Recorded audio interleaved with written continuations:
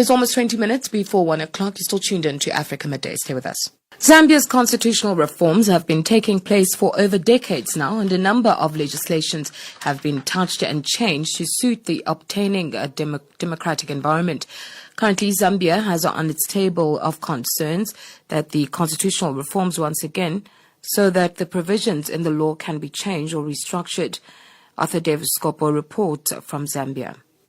It has been an issue that has come time and again, discussed and dislodged, picked and dumped, among others. Fortunately, or is it unfortunate, the now governing party, the UPND, as it moves this current status, it is on record to have refused to be part of the country's constitutional reforms at some point. And the last one, its members had to stay away from parliament so that a critical motion called the Constitutional Amendment Bill number 10 of 2019 falls off. And indeed, the bill fell off because the UPND members of parliament stayed away from voting and later tossed victory after it fell. Not only the UPND in opposition then, but also some civil society organizations took part in campaigning against Bill 10, and GIA's initiative, a democratic-inclined civil society, led by Mark Chipenzi, were part of. That's been enacted into law. Our democracy would not have injuries but wounds. We don't regret having decampaigned Bill 10. Even the new Dawn government comes in that manner, bringing Bill 10 in that manner. Then we are going to also decampaign it. But is it necessary for this country to have these constitutional reforms at this time of the hour? Political analyst and human rights defender Ngande Mwananjiti. I think the answer is a loud yes. And yes, we've had several reviews which points to constitutional instability. But that doesn't mean that if there is need to respond to lacunas, we should not do so. Because if we don't do so, we allow a situation where the courts now begin to make laws. And that's not their function. Mark Chipenzi is at it again. Constitutional and legal reforms are required urgently to resolve the democratic injuries that these laws have impacted on our democracy, are mainly caused by the lacunated laws, lacunated constitution, to an extent that they are a potential cause of conflict in the future. And the area the new Dawn government gets on the table and gets in the field to have these things, these laws repealed and reviewed, the better. Meanwhile, Mr. Mwananjiti is blaming the civil society organizations for not taking stock of the law and its changes. This has been occasioned by, for lack of a better way, the failure by civil society organizations and others to understand the intricacies of lawmaking. The mantra then was process safeguards content. Therefore, there was a push to ensure that the government doesn't make any changes whatsoever.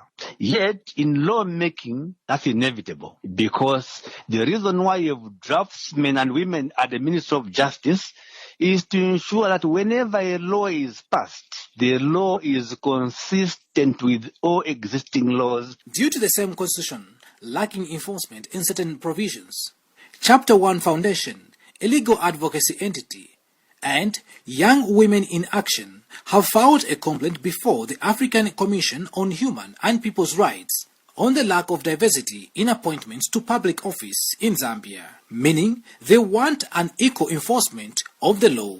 Linda Kasonde, lead at Chapter 1 Foundation, gives an account.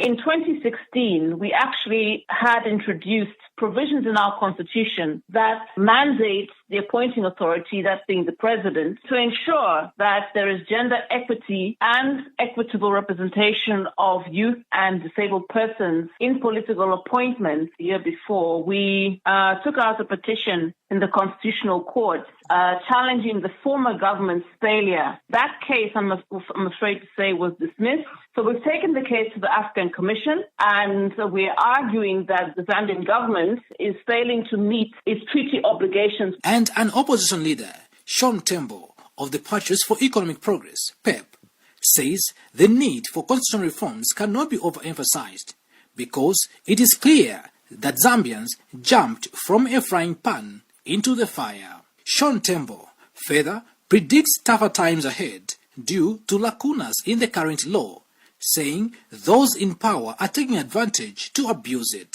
We all know that under the previous regime, our democracy and our freedoms and liberties had actually sunk to their lowest. But now what we are seeing is that the new administration, within 5 months, they are almost beating the record that the PF set when they were in office. We have seen the use of the fight against corruption to intimidate and harass people. We have seen that the wrongs within this administration are actually being swept under the carpet. It is extremely regrettable that we jumped from the frying pan to the fire itself. Having instigated this move after forming government, the UPND administration, through Justice Minister Mulambo Haimbe, assures that the process will be done transparently and involving all stakeholders, which some stakeholders say wasn't the case in the last attempt. Well, it is clear.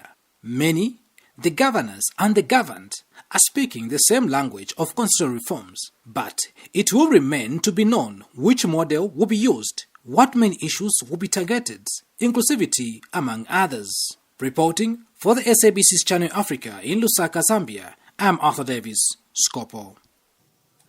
Well, that report compiled by Arthur Davis Scopo bring the time to 15 minutes before 1 o'clock. It's time for our economic update with Nosihle Zuma.